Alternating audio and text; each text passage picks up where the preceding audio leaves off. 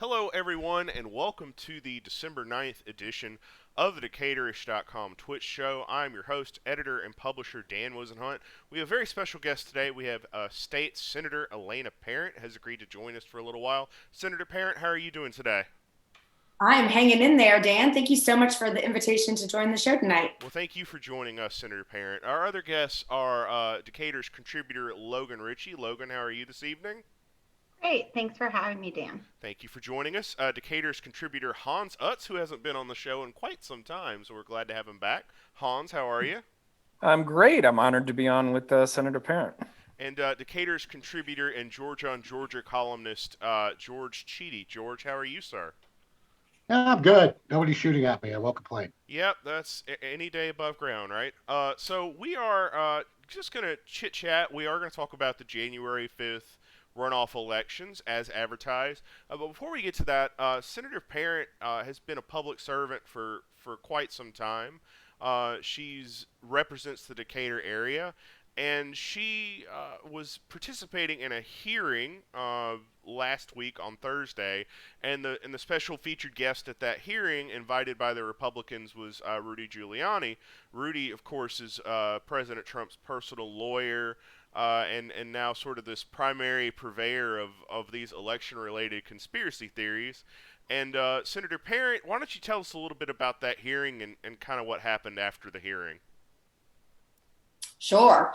Well, first of all, I want to make sure all of your listeners know that the minority party, the Democrats on the committee, were given no warning or indication that Mayor Giuliani and crew were going to be showing up at this particular hearing. And what I want folks to know is that is not completely uncommon treatment of the minority party. There have been other controversial things where, they change the agenda at the last minute or pull up something totally controversial without any warning. And I think the basic strategy behind it is probably trying to limit the Democrats from being able to do our jobs.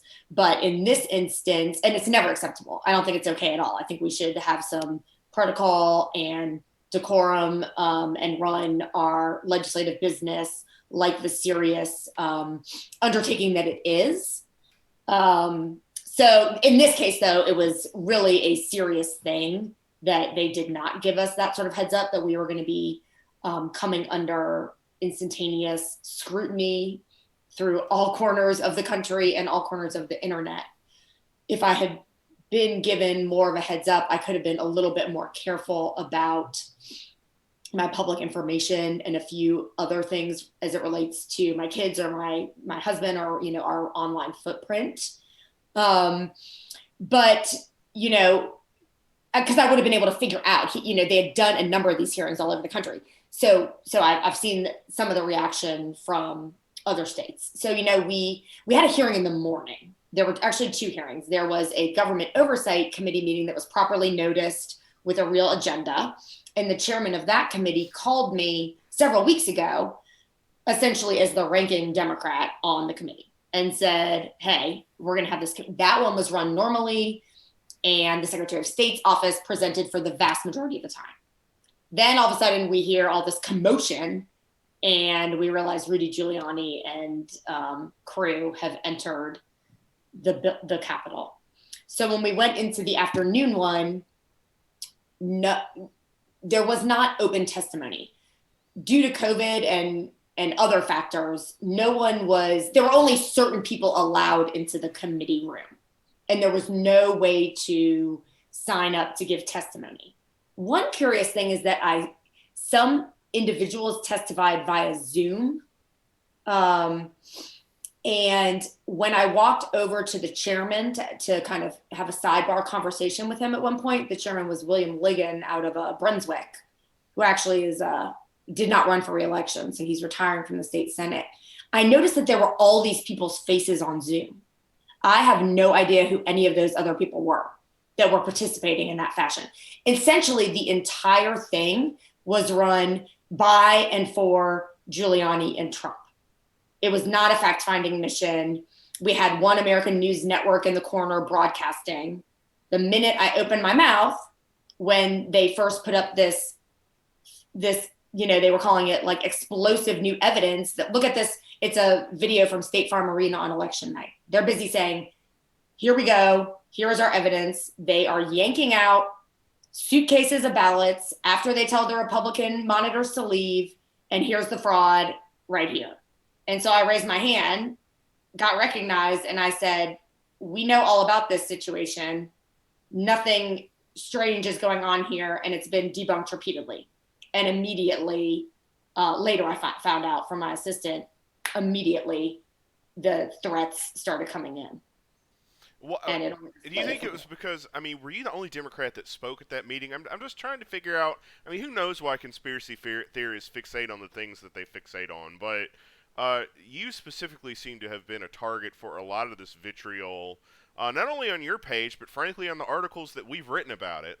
We've had to go in and, mod the crap out of things. Why do you think that you specifically have become the target of this conspiracy theory? Well, so there were 3 of us Democrats that were quote unquote on the committee. Another thing that they did is they actually sort of allowed any senator who ended up attending to participate, even if they were not on the committee. But one of those was Senator Jen Jordan, who obviously I was grateful to have participating. Senator Michael Rett out of Cobb County, it was on the subcommittee with me, and he did ask a few questions, but did not really challenge. And that's not as much him as it is me, right? Like he did not really challenge the entire situation. Jen did, but I think, and she has come under a significant amount of attack, and also both of us are the center of this conspiracy theory that we were counting ballots in Pittsburgh, Pennsylvania after the election. But originally I was the immediate focus of the ire, and I think it overall probably has been worse. And I think that is because very early in the hearing, I said what I just, the lady is up there saying, here's our bombshell evidence. And I was like, we've seen this we know about this. This is not bombshell evidence. This is ridiculous. Like I essentially made a statement where I was like, all of this has been debunked. This is absurd. And I didn't really tone it down. Why would I give to me, it was really important to get out there right away. And I'm not going to pretend that this is any kind of like normal thing that anyone should be listening to, right? And so I'm sure to a lot of people in this other universe, it came off as very disrespectful and that I wasn't listening. But it was important to me to put a stake in the ground right away that nothing about this sham hearing had any legitimacy. Well, that's the and I wasn't going to treat it like it did. I wasn't going to ask questions as though like, oh, wow, tell me about this new evidence. Maybe Trump won Georgia. Like, no. So they hated well, me. Well, that is the purpose of having these sham hearings, right? Is to give some quasi-legitimacy to what we would otherwise politely refer to as bullshit, because that's basically what they're selling. I'm sorry, Hans, I interrupted you. Well, I was actually gonna take that thread and go a little bit more in depth with it. We really ought to talk about the mechanics of what we're seeing here and about the mechanics of what Senator Parent experienced, because it's not arbitrary, and this isn't a bunch of randos that believe in conspiracy theories. This is organized and mechanized. This isn't by accident, right? So what you have with Trump and Giuliani pressing these claims is classic grift. It is absolutely, the longer they keep this going on, the more funds they raise. They've raised about $230 million so far doing it, and they've spent maybe $8 million prosecuting. So this is highly profitable activities that they're doing. The individuals that are attacking you online, the vast majority of them, I would say, are also a part. They are the thug army that has been intentionally built in order to bully individuals doing this. For this, the number of people that are out there that well and truly believe in their heart of hearts that this was stolen from them they're not the ones that are participating in this level of bullying, right? Like it's, and I'm not trying to say that those people don't exist. There are people that are out there that really and truly exist. But if we talk about good faith actors versus bad faith actors, the ones propagating this are bad faith, and the ones that are lining up to bully anyone that steps outside of that line are also bad faith. And it's just frustrating. That this is not being discussed in that manner like I think we have a level of credulity about what's happening, and we ought to be viewing it much more as a grift, which is exactly what it is. George, I saw you enthusiastically agreeing over there. You want to weigh in? Oh yeah, like the mechanisms of all of this. Like, let me just start with this. Like, there's a moment when you might be going to you're shopping, and then you see a security guard, and they're following you, and then like an hour or two later, you look at that was racism, right? So what you're looking at is like really there's some unvarnished sexism that is associated with why you got all the attention you got, Senator Perry and Jen Jordan. Like the people who are pushing this, like their weeb army, is like they're the 4chan refugees that they are. There is a really deep misogynist vein that underpins all of this sort of stuff. Like, and it's part and parcel of the weird white supremacist thing that started to push a lot of this from the far right. But like, it's not an accident that conventionally attractive, blonde, young senator gets a bunch of like assholes chasing after you online doing this stuff.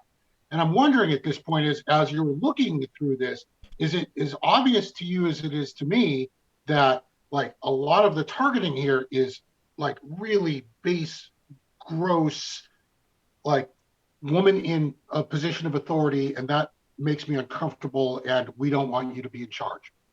Oh yeah, I have a lot of the threats have misogynistic, blatant, or more subliminal misogyny in them. There's excessive focus on appearance, hair, voice,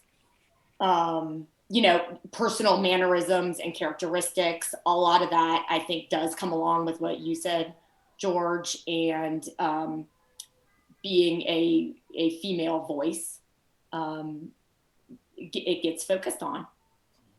Yeah, and I think you see a lot of that with the governor in which one was the governor that the right wingers were trying to kidnap? Michigan. Michigan. Governor. Yeah.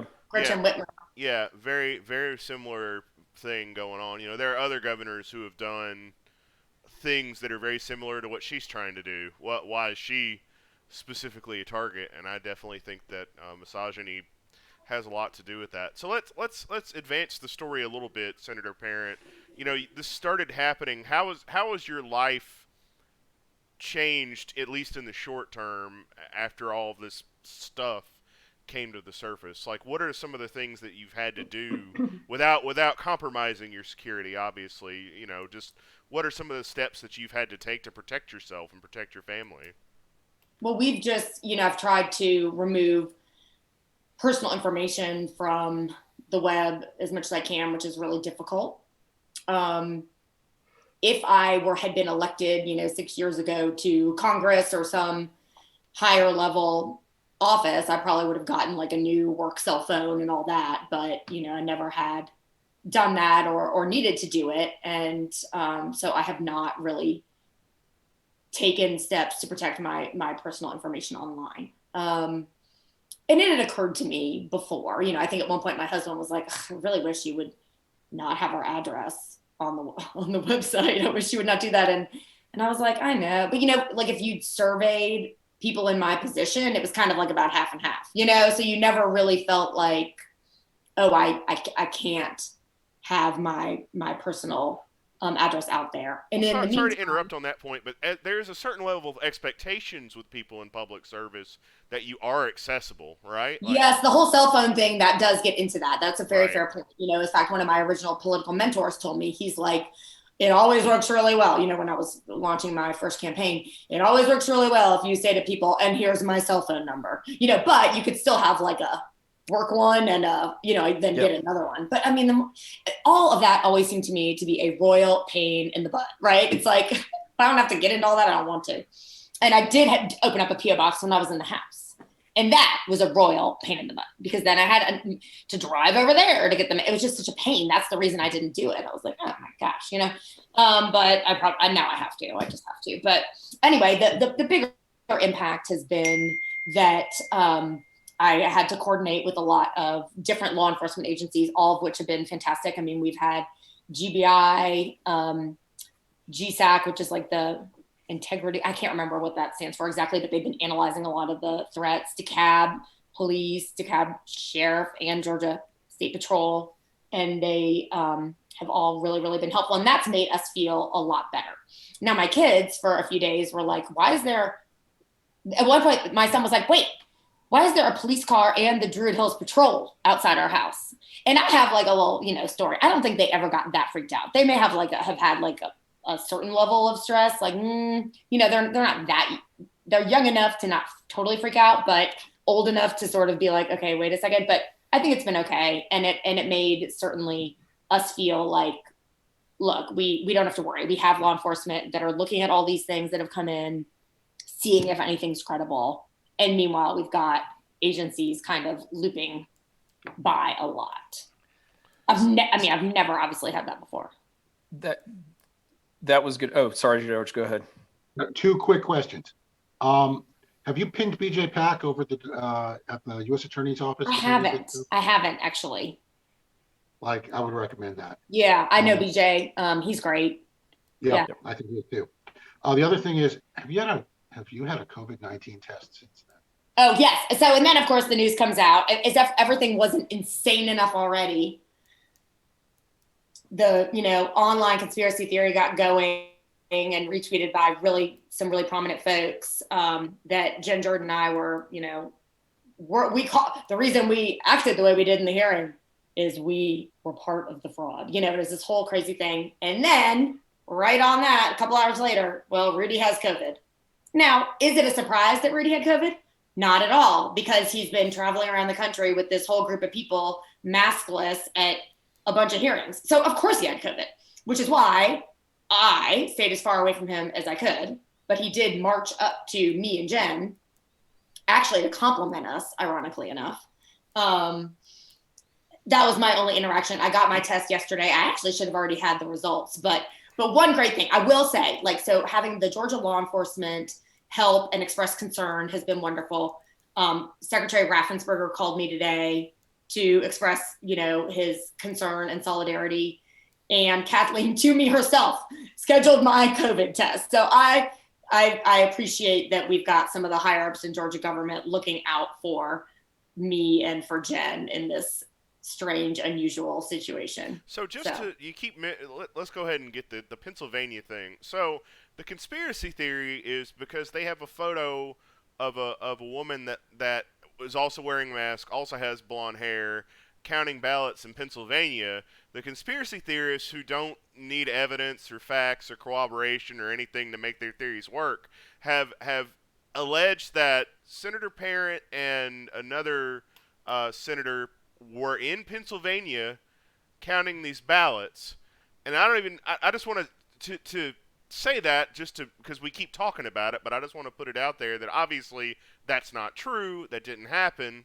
But it just kind of goes to show you that, that we're not dealing with people that operate under the normal rules of engagement here. There's no proof not at all needed. Yeah. I'm sorry. Can I had a couple questions that I was going to ask, and I'm assuming since you're engaged with law enforcement on it that this is happening, but I'm presuming all of this is being archived, like a record of all of the threats and everything, because that is prosecutable. I mean, that's evidence, right? I mean, and so for the people that if anybody out there is on the fence as to whether or not they feel like they want to send a threat to a public figure, rest assured that they are absolutely documenting that and they have the ability to come after you. I also I'm glad to hear you say how involved law enforcement is. Being a little bit behind the scenes and seeing some of that within the city of Atlanta, they do actually have pretty sophisticated tools to triage and identify what constitutes a real threat versus what, somebody's just being a jerk. Not that it matters in terms of what's prosecutable, like you hit send on that threat and that is a threat, right? So, But I'm glad to hear that that's engaged. Obviously, I just want to express, I hope, I'm here. I'm glad to hear that you're safe and that you're much more comfortable about it. And I'm glad we've got the pros, in your Elaine corner. is way calmer than I would be in this situation. I wouldn't be. My hair would be on fire. Okay, I don't think I could. I don't think I could handle it. So kudos to you for that. Logan, did you have any questions for the senator today? She's got about 10 minutes left with us. My only thought was that I was just wondering, I know that in previous conversations, Senator Parent and I have talked about some of the holdups in the physical space of the Capitol for women. And so I was just wondering if this was the first time you had felt that this intense of a threat or a problem as a woman who's a senator in the state of Georgia, if you could speak to that at all. Absolutely. This is the first time that I ever requested the State Patrol to walk me to my car. So I had not ever felt that way. Now, they did have a decent amount of State Patrol, and they always do. Actually, one of the things, and a couple times before when it's been something that they were afraid the left was really going to go bonkers on, like the 481 abortion bill, they lined up like 40 to 60 State Patrol cop cars, like, kind of a Chevron style in front of on the street down the Capitol. And I was like, this is like intimidation. This is ridiculous. Like, people are just, yes, they may not support these abortion restrictions, but they're not trying to blow things up. Well, it was nothing like that. So essentially what I'm trying to say is I had complained in the past that they almost like had so many cops that they were sort of intimidating the public. This in general, as far as the number of personnel, was not at that level, but they did have these like tanks outside the Capitol. So when the lieutenant was walking me to my car, I saw these like two kind of like camouflage tank things. So, I mean, they're definitely taking it seriously.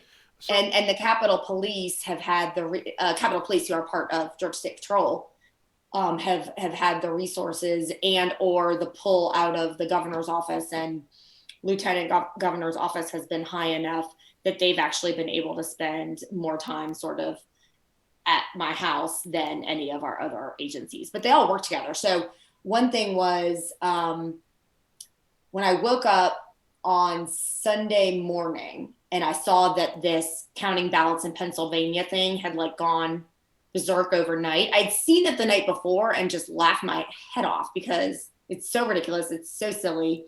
The person looks nothing like me. I mean, it's all just crazy. So I was like, this is hysterical. Well, then I guess Herschel Walker had tweeted it or something, and some other more high profile folks. Like, so when I woke up the next morning, I was like, oh geez. And so the first thing I did is I let the lieutenant at DeKalb Police know that I've been working with.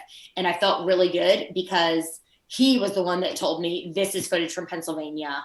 They had already seen it. And GBI and DeKalb Police, and then they'll send a message out to all the agencies. So I was like, oh, these guys are on the case. And I think that made my husband feel a lot better too. They already knew about it. They already had noted, okay, this is going to cause more problems. We know where this originated. So that made me feel like they were competent in protecting us. That's great. It sounds like they're really on top of it. Yeah.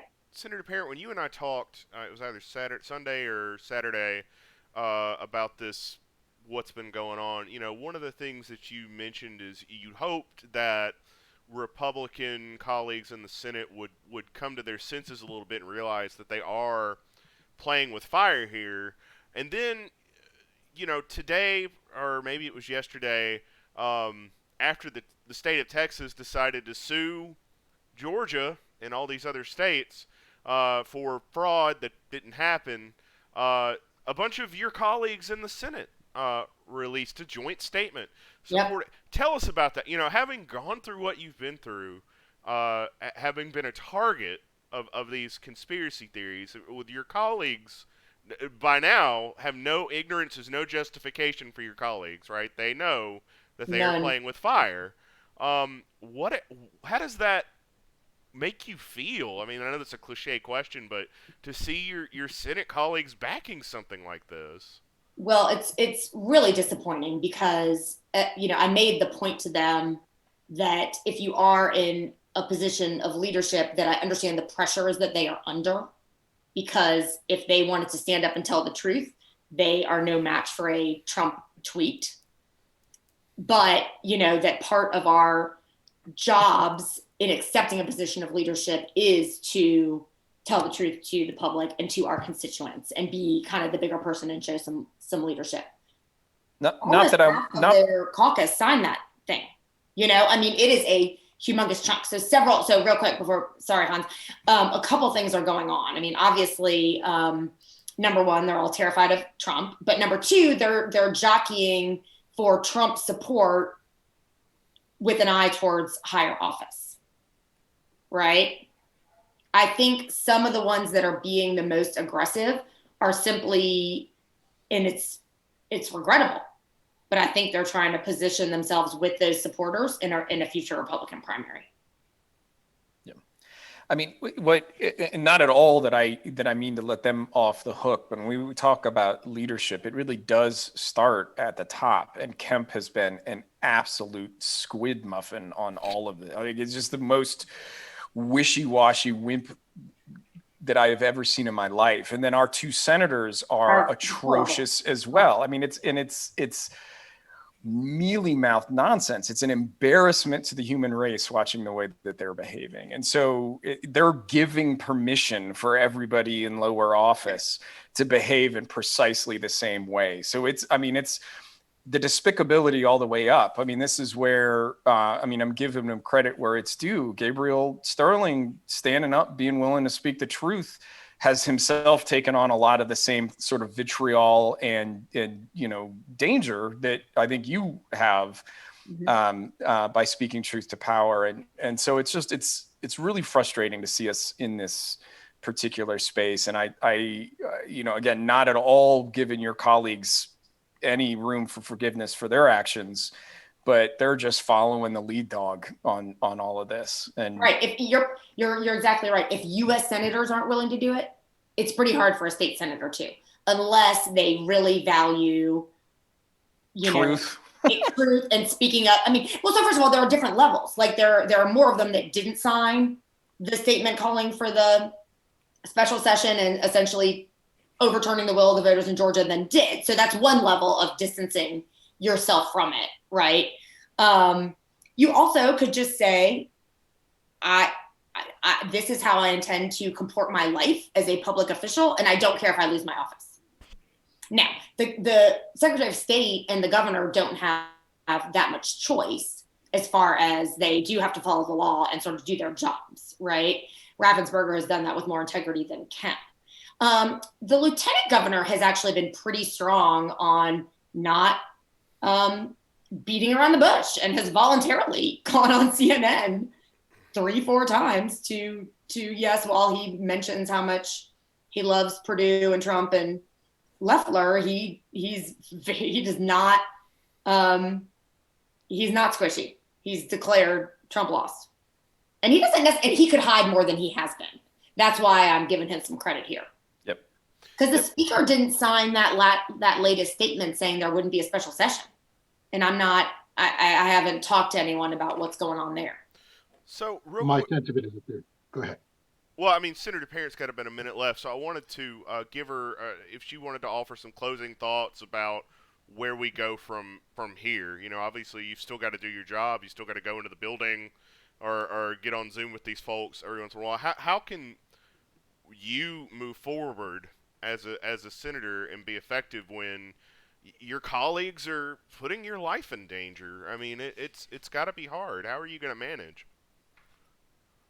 I have some colleagues that are afraid that the comportment and collegiality within our legislature is going to be starting to take a real hit, the way it has in some other states. And none of us really want that. I mean, yes, we do have strong disagreements. No, we don't all like each other, within caucuses and outside, of course. But, Giuliani made and who knows if this is correct or not, but it was interesting when he marched up to me. What he said was this is the best hearing that we have had. And it's essentially because you two in the minority, while you've asked tough questions, you haven't thrown bombs and said outrageous things, and you've essentially comported yourselves like professionals. Who knows if that is true, but I will say that. Was that like supposed to be a backhanded compliment? It was supposed to be a compliment. I mean, I guess the first thing I'd ask is, does he believe he's behaved professionally with leaking? Well, I will tell you, so it may, I don't know, because I haven't looked at all the media around his other hearings, but I do know that a state representative or senator in Pennsylvania, I think it was Pennsylvania, essentially was like, gave a certain monologue. And then at the end, he was like, are you just here because you're looking for a pardon? And Giuliani took major umbrage to that. So I don't know if that his comment was just specifically at that. But so the point is that we have tried to have a certain level of collegiality even when we disagree strongly. I am actually not as much that way as some others, because I'm just generally sort of feistier, and I don't have insane rhetoric, but I'm not as mealy-mouthed as people on either side of the aisle. There's a whole lot of this like, oh, Mr. Chairman, blah, blah, and it's just all so ridiculous. And I like barely engage in it because I do it to the level necessary to not just be insanely outside of the box.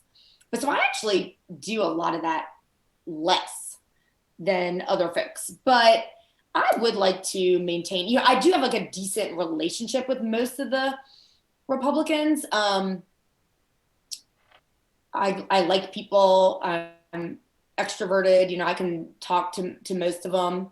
I think most of them like me. I think they did feel bad when I told them in my closing statement that I was getting threats. I saw it cross their eyes, like sort of like, oh God, doesn't mean they've changed anything.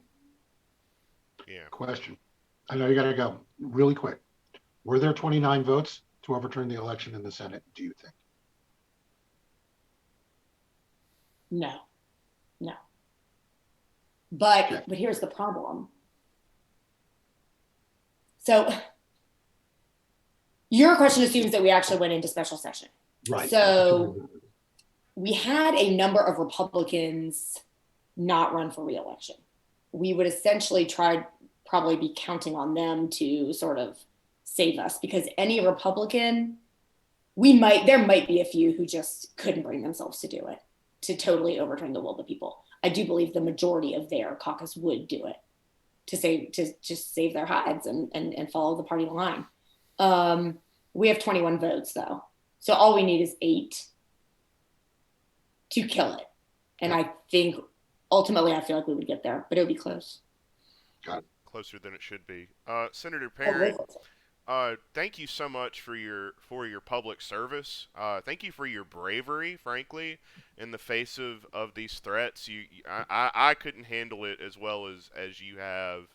And thank you for committing to continuing to do your job in the face of this pressure, these insane threats, and for committing to decency and civility when your colleagues seem to have a problem making that same commitment. We really appreciate you, and we appreciate you taking time to join us. Stay safe, have a good holiday, and hopefully you can come back and join us soon, and we can talk about something less crazy. Gerrymandering. We're redistricting. Like, talk about redistricting. Oh, believe me, that's good. Now that is gonna see. There is a topic that really will stir up a lot of anger and angst and frustration between the parties, as well as all the fact that they're basically trying to eliminate absentee voting. So that's another thing that because Democrats are doing it now. Well, exactly. We could unpack that for a while. But anyway, thank you so much for the invitation to appear, Dan, and thanks for the great job you do. Appreciate you having me on tonight. Thank you, Senator. Have a great rest of the show. Take care. Hope to be on soon again. So, bye, Senator.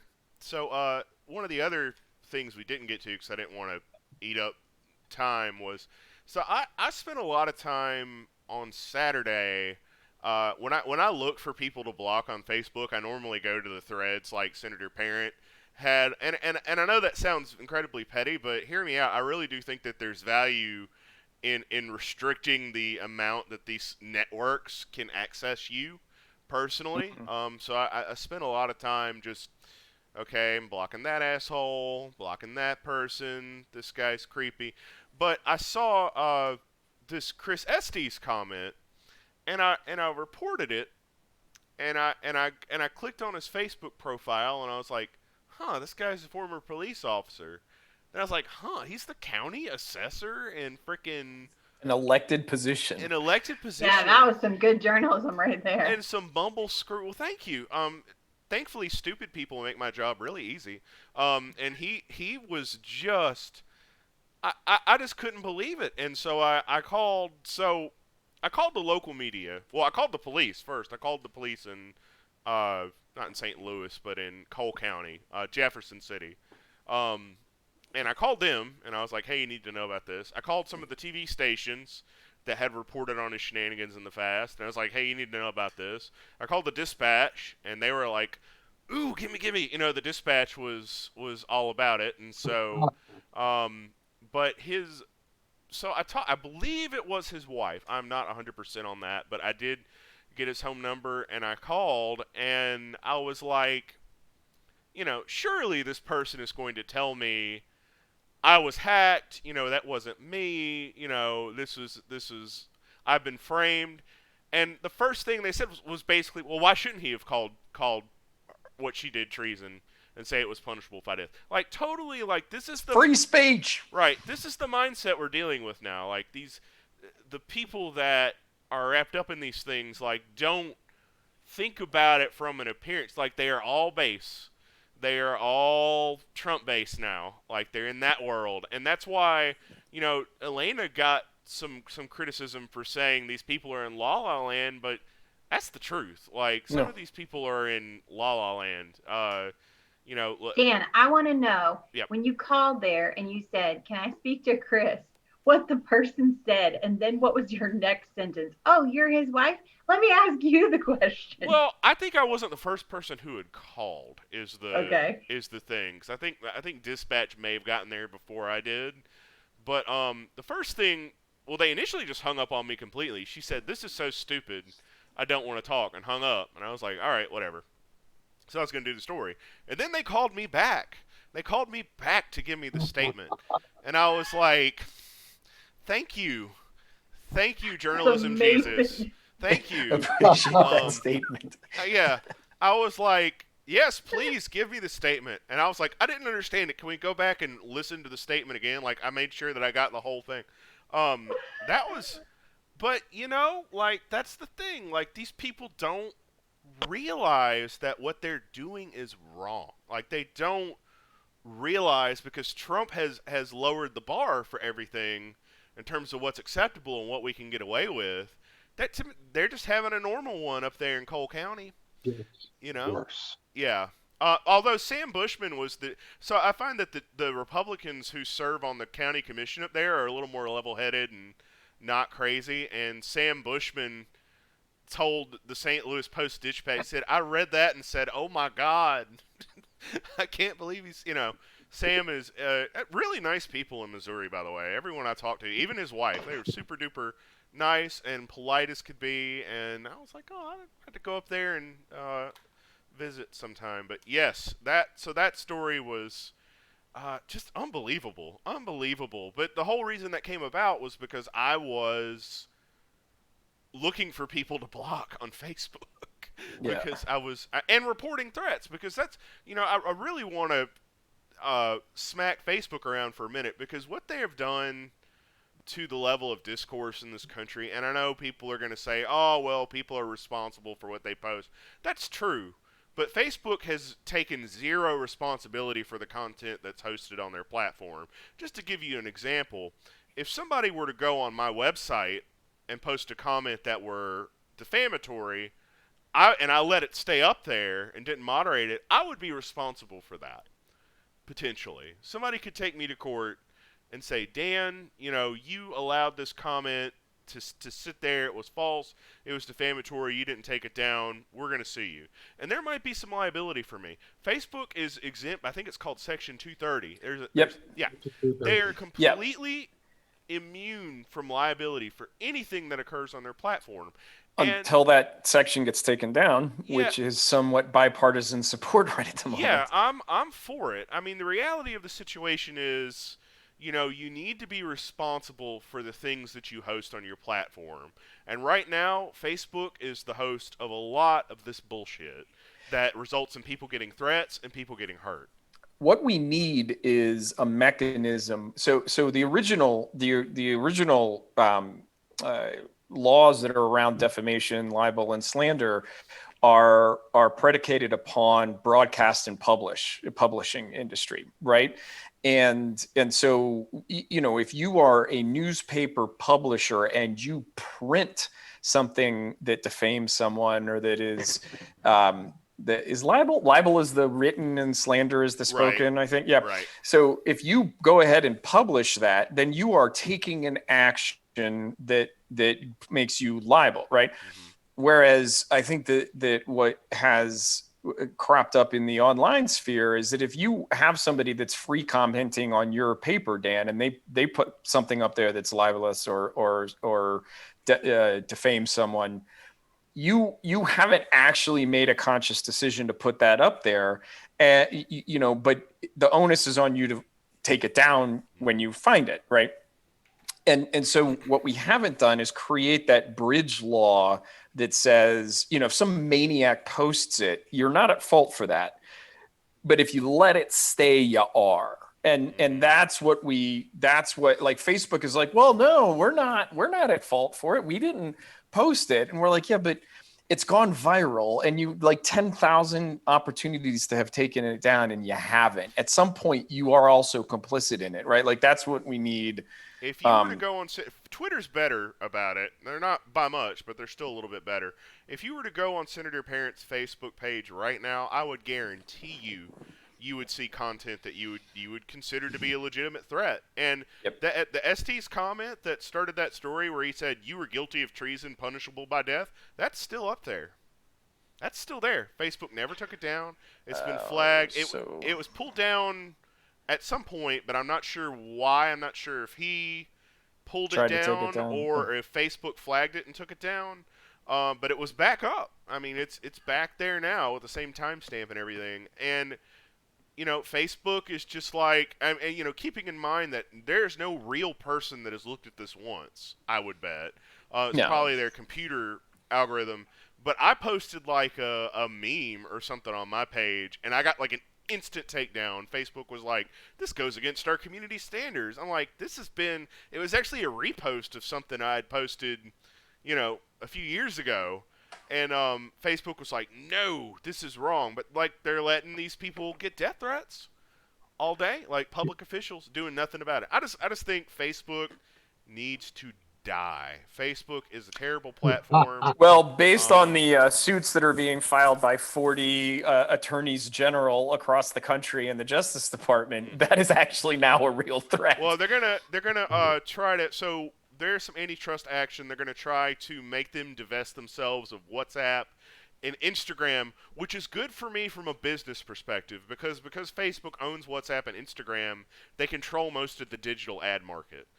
Which leaves very little for small players like myself. So that's good. And unfortunately, though, I don't think it's going to make them any more accountable or responsible for what they post. And that's what really needs to change. You can't have a situation where somebody's able to, post death threats and not, and people, not unknown people, like somebody who is a public official. And I know Elena Parent would say that wasn't technically a threat, it was more harassment and intimidation, but still, like, I would take it as a threat, if it were me and my If family. you put the word death in a comment about someone. Right. Especially about an elected official. I mean, I feel like that's... Anyway. Jen Jordan was getting a bunch of this stuff, too. And, I mean, here's the thing. Like, I'm on Twitter, and I see the guy who was running against Jen Jordan for, in November, complaining that Jen Jordan had started blocking people on Twitter and Facebook, and that how this was a violation of the law because she's a public official, and so she's not allowed to block commenters on her public-facing social media, because if Donald Trump can't block anybody, then she shouldn't be able to either, never mind the threats.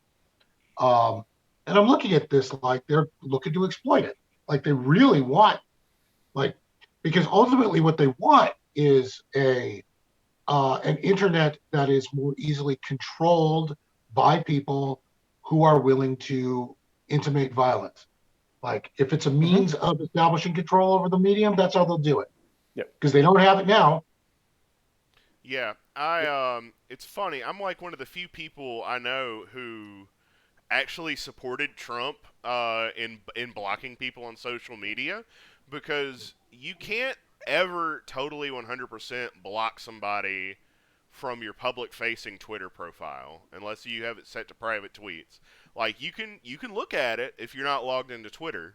You can look at it in incognito mode. You can create another profile. It's to me, it's sort of a weak argument to say, well, they're public officials. Like, you don't even know if the people that they're interacting with are actually people.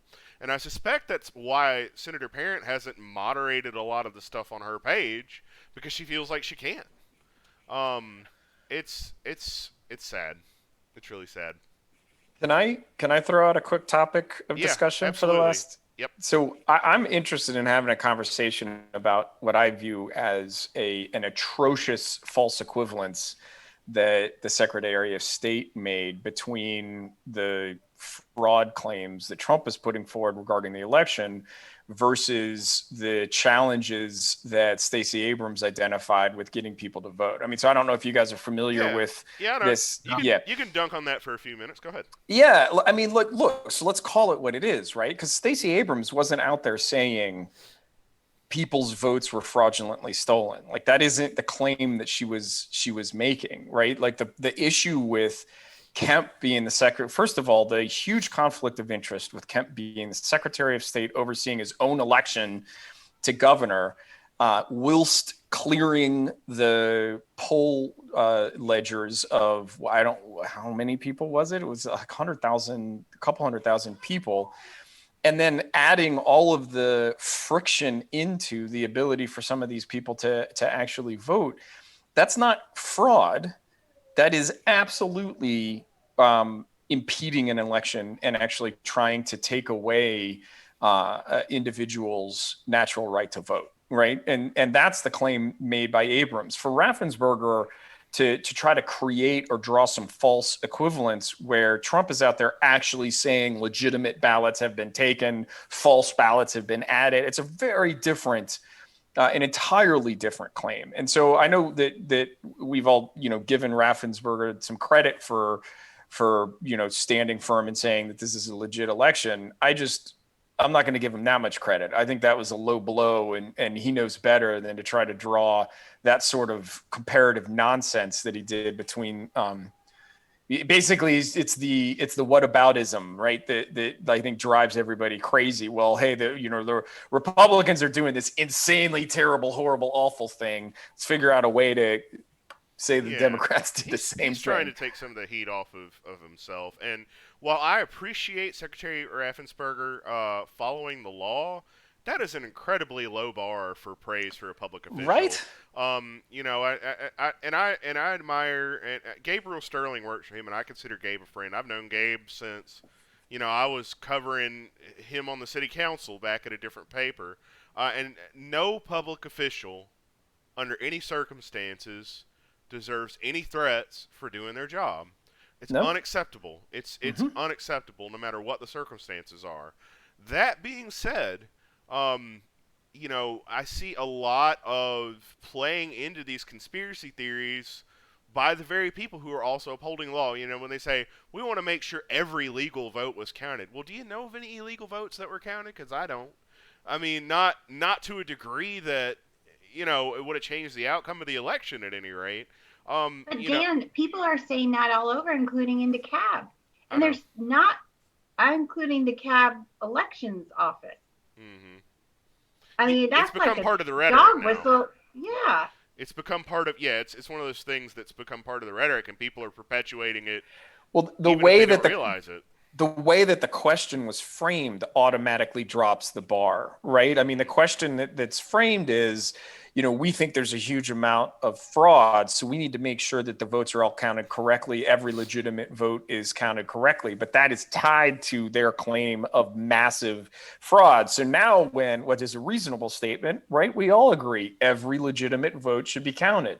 The point being, it has been counted. They all have been counted. And all that we're doing now is propagating nonsense, but that gets lost because they've actually stolen that phrase to support the claims of fraud. It's interesting that all the problems seem to occur in all the counties that were heavily Trump anyway. That's always funny to me. Like, it didn't, all the problems with votes not being counted, like, it didn't happen in Fulton.